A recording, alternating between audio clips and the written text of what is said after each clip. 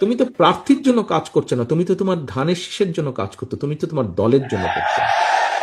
তো এখানে প্রার্থী মুখ্য নয়, এখানে মুখ্য হচ্ছে তোমার দল, এখানে মুখ্য হচ্ছে দেশ এবং দেশ গঠনের পরিকল্পনা, যেটা প্ল্যান এবং প্ল্যানিং প্রোগ্রাম, এটা হচ্ছে মুখ্য।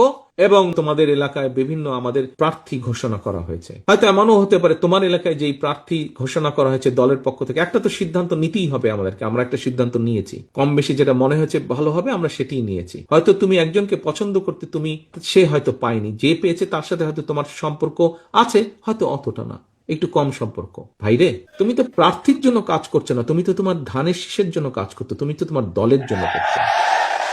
তো এখানে প্রার্থী মুখ্য নয়, এখানে মুখ্য হচ্ছে তোমার দল, এখানে মুখ্য হচ্ছে দেশ এবং দেশ গঠনের পরিকল্পনা, যেটা প্ল্যান এবং প্ল্যানিং প্রোগ্রাম, এটা হচ্ছে মুখ্য।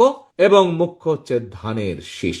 মানুষ ধানের শীষের পক্ষে রায় দিলে এই প্রত্যেকটা আটটার প্রত্যেকটা প্ল্যান আমরা বাস্তবায়ন করতে পারবো ইনশাল্লাহ। এবং